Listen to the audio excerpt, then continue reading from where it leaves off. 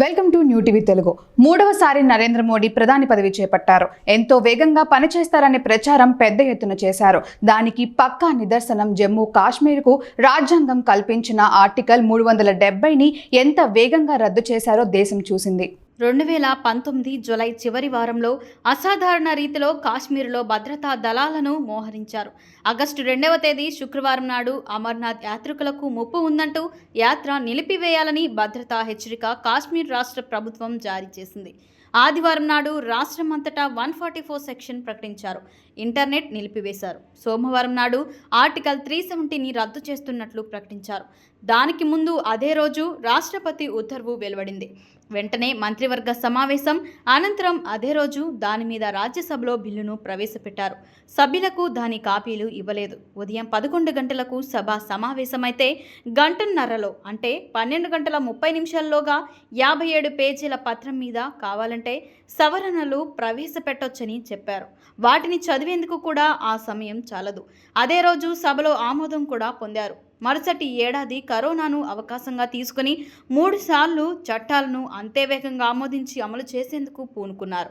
వేగంగా పనిచేసే నాయకత్వ ఘనత గురించి నరేంద్ర మోడీ భక్తులు గోడీ మీడియా పండితులను అడిగితే కొండవీటి చాటడంత జాబితాను మన ముందుంచుతారు. రైతుల మహత్తర ఉద్యమం కారణంగా స్వాతంత్రానంతరం దేశంలో తొలిసారిగా కేంద్ర ప్రభుత్వం తీసుకువచ్చిన చట్టాలను క్షమాపణ చెప్పి మరీ 2021లో వెనక్కు తీసుకోవడం కూడా వేగంగా జరిగినట్లే.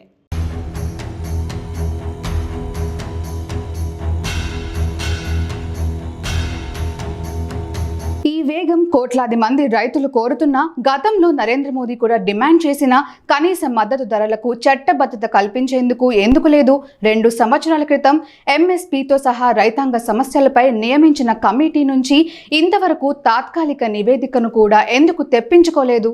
ఇష్టం లేని పెళ్లికి తలంబ్రాలు పోసినట్లుగా ప్రభుత్వ తీరు ఉంది. 3 సాగు చట్టాలను 2021 నవంబర్లో రద్దు చేసినప్పుడు వెంటనే ఒక కమిటీని వేస్తామన్నారు. వెంటనే అంటే 8 నెలలు. 2022 జూలై 12న కమిటీని వేశారు.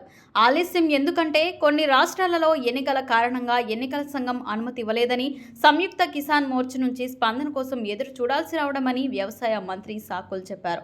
ఆ కమిటీకి నివేదించిన అంశాలు, కమిటీలో ప్రతిపాదించిన వ్యక్తుల పట్ల అభ్యంతరాలు తెలుపుతూ మోర్చా తన ప్రతినిధులను పంపేందుకు తిరస్కరించింది.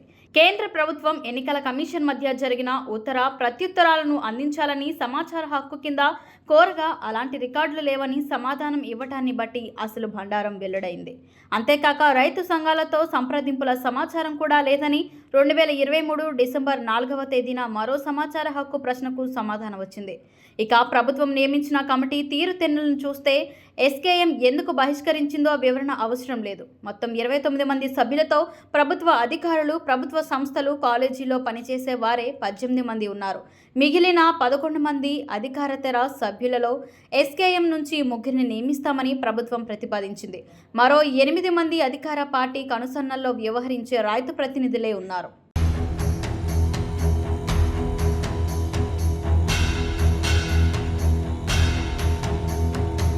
ఇక ఈ కమిటీ తొలి 18 నెలల కాలంలో 35 సమావేశాలు జరిపినట్లు, ఎప్పుడు నివేదిక సమర్పిస్తుందో చెప్పకుండా పార్లమెంటుకు ప్రభుత్వం జవాబిచ్చింది. ఫిబ్రవరి తరువాత మరో 2 సార్లు సమావేశమైనట్లు వార్తలు.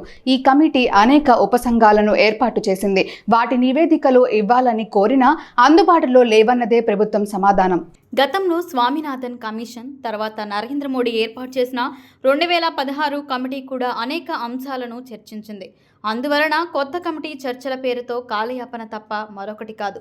వాటి సిఫార్సులకు వ్యతిరేకంగా 3 సాగు చట్టాల్లోని అంశాలు ఉన్నాయి. అయినా మోడీ వాటిని రద్దు చేస్తూ 2021లో చేసిన ప్రసంగంలో రైతులకు కొత్త ఆశలను రేకెత్తించారు. 2014 ఎన్నికల సమయంలో బీజేపీ చేసిన వాగ్దానానికి వ్యతిరేకంగా మోడీ సర్కార్ సుప్రీంకోర్టులో అఫిడవిట్ దాఖలు చేసింది.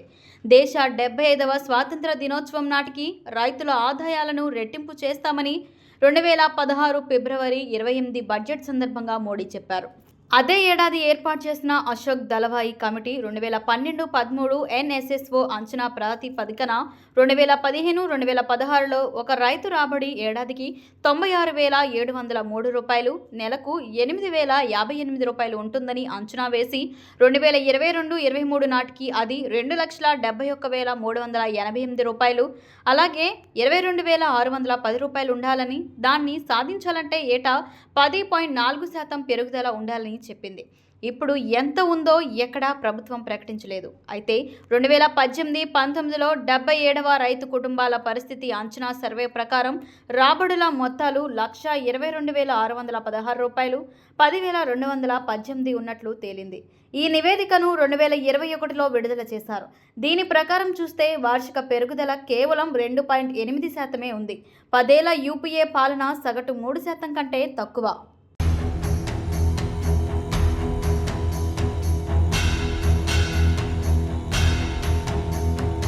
అయితే ఏ ప్రాతిపదికన లెక్కించారో చెప్పకుండా కొన్ని పంటలకు 2022 ఆర్థిక సంవత్సరంలో రాబడి రెట్టింపు ఉన్నట్లు ఎస్బీఐ పరిశోధన విభాగం చెప్పిన అంకెలను బీజేపీ పెద్దలు ఊరువాడ ప్రచారం చేశారు.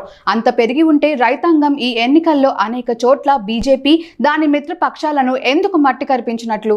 అనేక చోట్ల రైతులు కనీస మద్దతు ధరల కంటే తక్కువకే అమ్ముకుంటున్నారు. రైతుల రాబడి రెట్టింపు ఎంతవరకు వచ్చిందన్న ప్రశ్నకు 2023 డిసెంబర్లో కేంద్ర వ్యవసాయ శాఖ మంత్రి నరేంద్ర సింగ్ తోమర్ స్పందిస్తూ, వ్యవసాయం రాష్ట్రాల అంశం గనుక అవి చూసుకుంటామని దాటవేశారు. 3 సాగు చట్టాలను రాష్ట్రాలతో సంప్రదించకుండానే వాటి ఆమోదం లేకుండా అమలుకు పూనుకున్నప్పుడు ఈ అంశం గుర్తులేదా?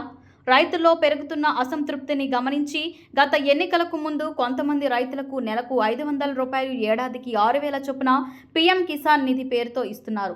5 ఏళ్లలో పెరిగిన వ్యవసాయ ఖర్చులతో పోల్చితే ఇది ఏ మూలకు రాదు. ఈ మొత్తాన్ని 8,000కు పెంచనుందనే లీకులను వదిలి రైతాంగాన్ని మభ్యపెట్టేందుకు చూసింది. ఇప్పుడు దాని గురించి మాట్లాడడం లేదు.